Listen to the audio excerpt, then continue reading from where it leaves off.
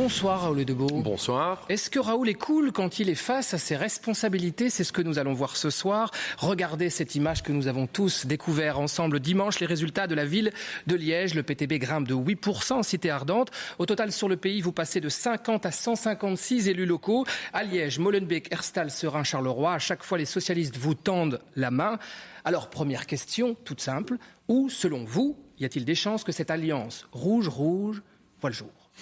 Je pense que c'est vraiment trop tôt pour le dire, parce qu'on va commencer les discussions. Pourquoi c'est trop tôt? Parce qu'il faut un peu voir ce qu'il y a dans l'assiette. Je pense qu'il y a quand même un vrai signal qui a été donné dimanche passé, c'est que les gens ont envie d'un coup de barre à gauche et n'étaient pas contents de la manière dont nos villes sont gérées, que ce soit évidemment alors au niveau de la droite, parce qu'elle s'est mis une belle raclée dimanche et je m'en réjouis. Je veux dire, le MR, là, c'est tant mieux pour cette raclée-là, mais aussi dans des villes qui étaient soi-disant dirigées par la gauche, mais qui finalement ne répondent pas à ses besoins. Vous êtes surpris, en fait, vous attendiez pas à cette alliance rouge-rouge là à portée de main? Non, mais si, on s'y attendait. Je veux dire pourquoi? Parce que c'est clair que le rapport de force est en train de s'établir. Je veux dire, on n'a jamais autant vu le Parti socialiste parler de mesures de gauche depuis que le PTB montait dans les sondages et maintenant sur le terrain réellement avec les différents scores. Donc de ce côté-là, je crois qu'effectivement c'est logique qu'il y ait des mains tendues pour discuter. Mais maintenant, prenons ça le va cas aboutir... par exemple de Molenbeek. Là, la main était clairement tendue avec Catherine Moreau. Pourquoi est-ce que vous avez reporté la réunion? Pourquoi ne pas saisir l'occasion? Mais justement, moi je suis pas étonné du contraire. Moi, je veux dire, en Belgique, en 2-3 heures, il y a des dizaines d'accords qui ont été signés. Je me demande, ils ont parlé de quoi pendant 2-3 heures? C'est pas possible quand même. Il y a quand même un programme à discuter, il y a quand même des points de rupture, il y a quand même un peu du contenu. Non, tout ça a été signé. PS avec le MR avec Écolo, le CDH. Enfin, on ne s'y retrouve plus. Nous, on a un programme. On a été élus pour un programme de rupture. Si je parle par exemple de Molenbeek, très clairement, nous voulons une priorité au logement, parce que ça, c'est le point sur lequel vous ne tergiverserez pas. Non, c'est très important le logement, et c'est pas toujours des mesures qui coûtent de l'argent, parce que j'entends moi déjà dire tout coûte de l'argent. Nous avons une mesure claire. Nous voulons que dans tous les gros projets immobiliers, il y ait 30% de logements publics ou social, qu'on impose ça aux grands promoteurs. Il y a un hyper grand projet qui va se construire près de la gare de l'Ouest, avec 0% de logement social actuellement prévu. C'est ça qui ne va pas. On a le même problème à Liège, avec un écoquartier. Donc c'est un projet mastodonte, 1250 logements pour 4000 personnes, 90%... Mais là, ce sont plutôt des logements de standing qui sont prévus. Exactement, mais c'est bien ça le problème. Pourtant, dirigé par une ville soi-disant à gauche, avec M. De Meyer, 90% de logements de standing. Alors qu'il y a un tel besoin de logements sociaux et accessibles pour les Liégeois. Donc ce que nous proposons, c'est que dans tous ces gros projets qui vont arriver, on impose 30% de logements publics et social et accessible. Alors, soit les partenaires potentiels nous disent « Ok, chiche, on y va », soit ils nous disent, et là on entend déjà un petit peu la fameuse sirène de « Il n'y a pas d'alternative, les promoteurs, on peut rien faire », le fameux « There is no alternative », le « Tina ».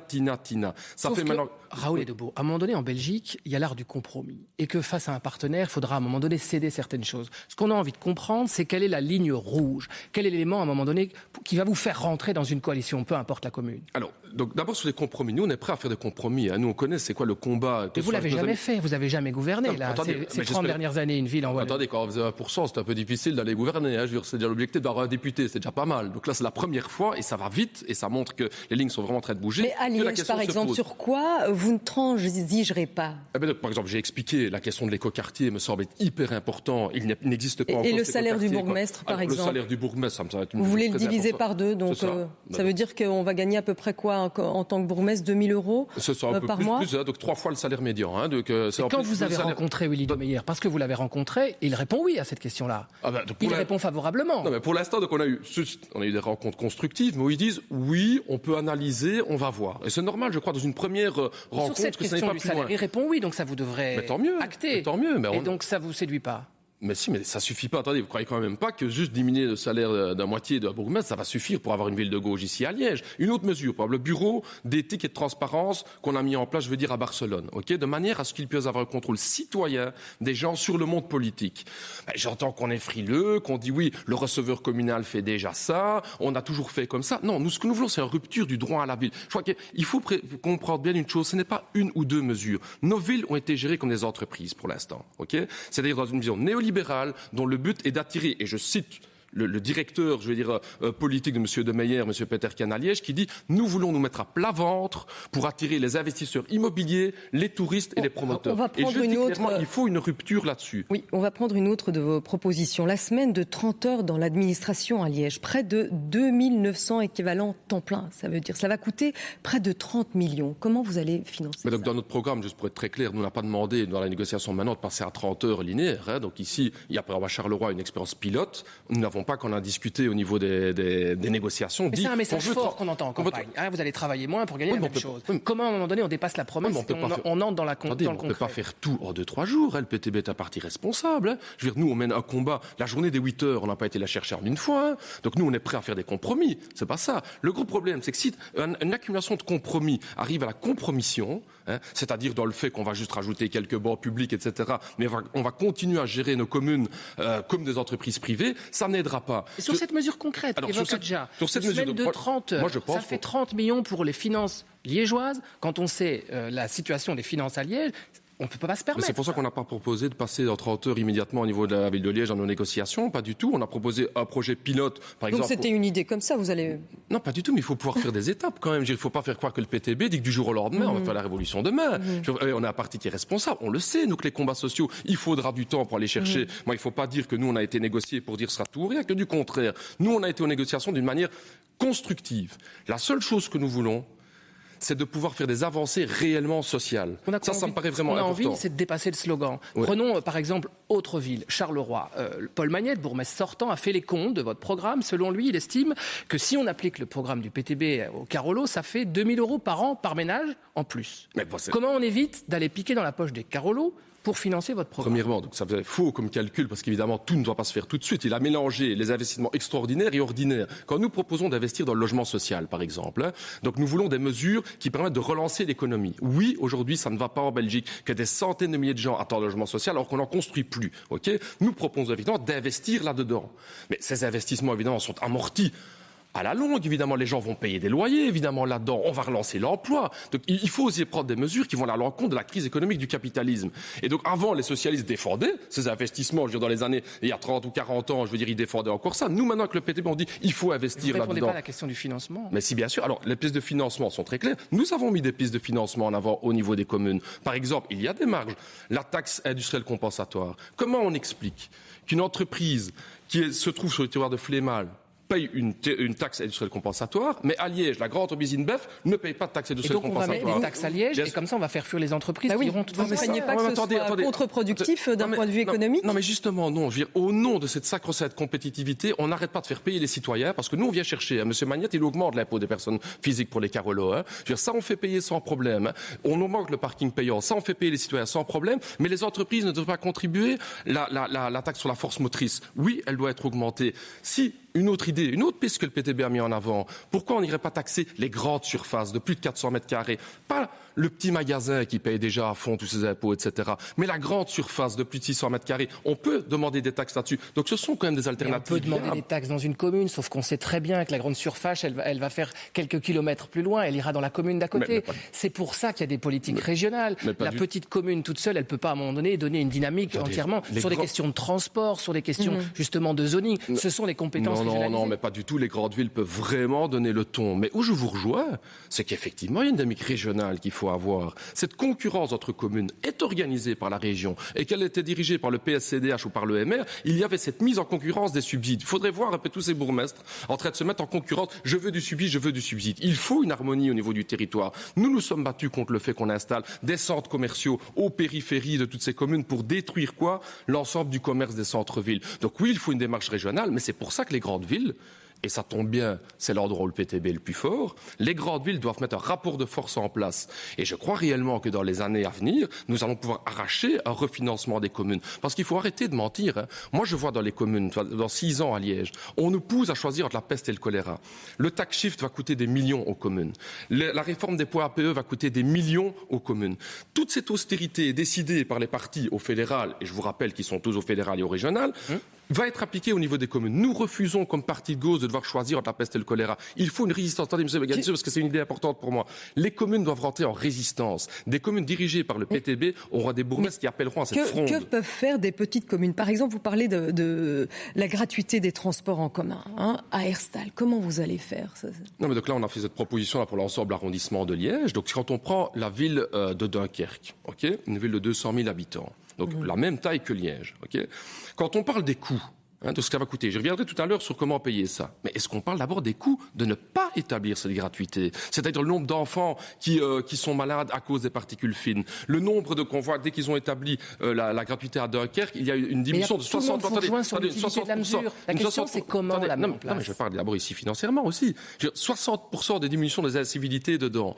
Donc si eux, ils n'oseront plus le faire, ça coûte plus ou moins 7 à 8 millions. 1,6% du budget liégeois.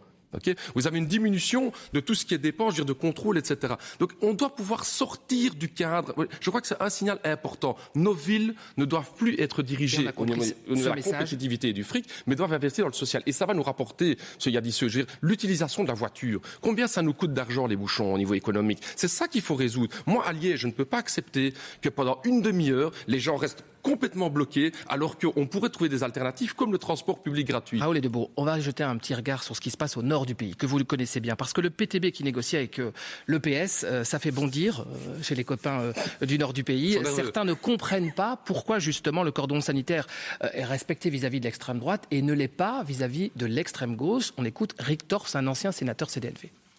La Flandre ne va jamais accepter un PTB tout à fait acceptable au sein d'une majorité nationale, tout en rejetant, comme toujours, et peut-être à juste titre, ça je ne conteste pas, le Vlaams Belang. Que répondez-vous à l'ancien recteur aussi de l'université de Leuven? Alors, la première chose, c'est important, le PTB n'est pas un parti d'extrême gauche, Le PTB est un parti de gauche. Non, pas du tout, pas du tout. Je veux dire, c'est les autres qui sont extrêmes. Ce sont les libéraux qui poussent les gens dans la misère. Ça, c'est l'extrémisme. Moi, je suis pas extrémiste. Je veux dire, moi, je suis un parti de gauche. C'est la première raison. Deuxième raison pour M. Torfs, il n'est peut-être pas bien au courant de la situation politique en Flandre, mais en fait, nous sommes déjà en majorité en Flandre, à Borgerhout, avec SPA, avec Groen. Le PTB participe dans un district anversois. C'est bien la preuve d'ailleurs que le PTB n'est pas fermé à participer dans une commission. Et puis, qu'est-ce que vous dites alors justement à vos détracteurs qui vous comparent avec l'extrême droite? Parce qu'il n'y a pas que le nord du pays, au MR et au CDH, on dit aussi, M. Ludgen a dit aussi que le racisme en moins, vous étiez pareil que l'extrême droite. Attendez, mais le racisme en moins, c'est pas un détail. Moi, je trouve ça un scandale de déclarer que le PTB est un parti qui n'est pas démocratique. Vraiment un scandale. Pourquoi? Parce que l'extrême droite, elle est basée justement sur le racisme. Elle est basée sur la division des gens, sur la haine des uns des autres. Notre projet est exactement le contraire. Et beaucoup de politologues sont là aussi pour en témoigner. On peut être d'accord ou pas avec notre programme, c'est une autre question. Mais nous sommes un parti justement qui unit les travailleurs, qui lutte contre le racisme, qui lutte contre toutes ces antivaleurs-là, etc. Et c'est un scandale d'oser nous comparer, excusez-moi, mais ça me met vraiment en colère, d'oser nous comparer à l'extrême droite. Je trouve ça un scandale, vraiment. La question des extrêmes, elle est aussi liée à des positions que vous tenez vis-à-vis de certains régimes étrangers dictatoriaux. On en a parlé dans ce journal même, Venezuela. Comment ça se fait qu'il n'y a pas une condamnation ferme de la part des dirigeants? Mais nous, on n'a jamais dit qu'on voulait apporter le modèle vénézuélien. Mais sauf que vous dites qu'il y a deux visages au Venezuela. Il y a l'aspect social dont on doit tenir compte. Pourquoi il n'y a pas de condamnation ferme? C'est ça qui crée l'ambiguïté. Mais non, mais l'ambiguïté, moi j'en ai marre de voir le monde en noir-blanc. Je veux dire, oui, les États-Unis d'Amérique interviennent en Amérique latine. Et vous soutenez le Venezuela ou pas? Moi je soutiens en tout cas l'indépendance des pays d'Amérique latine. Et le régime dictatorial, vous le soutenez? Pas du tout. Mais où est-ce que j'ai dit ça? Moi j'ai pas dit ça. Mais par contre, on ne me fera pas dire que les États-Unis d'Amérique n'interviennent pas dans les affaires intérieures vénézuéliennes. Quand M. Trump dit « je vais intervenir avec des troupes américaines », au Venezuela, parce que ce qui se passe là-bas ne me plaît pas, oui, c'est mon devoir, comme quelqu'un de gauche et anti-impérialiste, de dire que les États-Unis n'ont pas à intervenir en Amérique latine. Et aujourd'hui, je le regrette, que cette mainmise des États-Unis d'Amérique sur l'ensemble du monde aujourd'hui n'est pas condamnée par d'autres forces politiques. Oui, les pays d'Amérique latine ont le droit de vivre Et votre discours eurosceptique qui fait monter les populismes justement en Europe, à un moment donné, c'est ça aussi qui crée et qui clive une Europe qui a besoin d'un progrès social et d'une relance. Mais qui est à la base des montées des populismes? C'est l'Union européenne elle-même. La faute, c'est les autres en fait. C'est pas le discours. Non, c'est le système en place qui nourrit les nationalismes respectifs. Mais c'est aussi l'extrême gauche en Europe qui a fait à un moment donné fait monter le populisme, non? Attends, nous monter le populisme. Vous ne croyez pas que les partis traditionnels sont largement occupés avant nous? Donc c'est encore la faute des partis traditionnels. Attendez, il n'a pas fallu le PTB, il faut monter le populisme. Attendez, moi j'entends les gens dans la rue, etc. S'ils sont dégoûtés du politique, c'est pas à cause du PTB. Le populisme, c'est les idées pour châtier le peuple. Non. Réduire le salaire d'un bourgmestre. C'est des idées tout à fait saines. est-ce que c'est populiste de dire que le monde politique doit appliquer à lui-même ce qu'il demande au niveau du peuple? Non, mais dire tous pourris, c'est populiste, ça. J'ai jamais dit tous pourris. J'ai dit qu'il y avait un système économique et politique en place qui nourrissait les plus riches. C'est pas du tout le tous pourri. Quand je demande, moi, aux députés qu'ils appliquent à eux-mêmes, qui demandent aux travailleurs de travailler jusqu'à 67 ans, de travailler eux-mêmes jusqu'à 67 ans et pas jusqu'à 52 ou 55 parce qu'ils ont droit à la pension à 52 ans, est-ce que c'est être populiste, ça? Quand je demande, moi, que des bourgmestres vivent avec 3 fois le salaire médian, est-ce que c'est être populiste? Dans un climat de méfiance du citoyen vis-à-vis du monde politique, ça peut aussi augmenter un sentiment populiste où ils s'en mettent plein les poches et forcément on doit réduire leur salaire. Regardez des réseaux sociaux. Vous pouvez comprendre qu'à un moment donné, vous aussi, vous flirtez avec ce mouvement-là. Mais pas du tout. Mais est-ce que vous ne sentez pas depuis dimanche? Moi, je sens depuis dimanche les élections un immense espoir. Je ne sens pas des gens dégoûtés du politique. Je sens des gens qui disent, là, il y a un parti. Ça fait 15-20 ans, j'ai eu plein de messages comme ça. J'étais dégoûté du politique, monsieur Edebao. Je n'y croyais plus du tout. Et grâce à vous, j'ai été revoté. Parce que je me suis dit, ça va servir à quelque chose. Et moi, je crois que le PTB est très loin d'être populiste, rend espoir.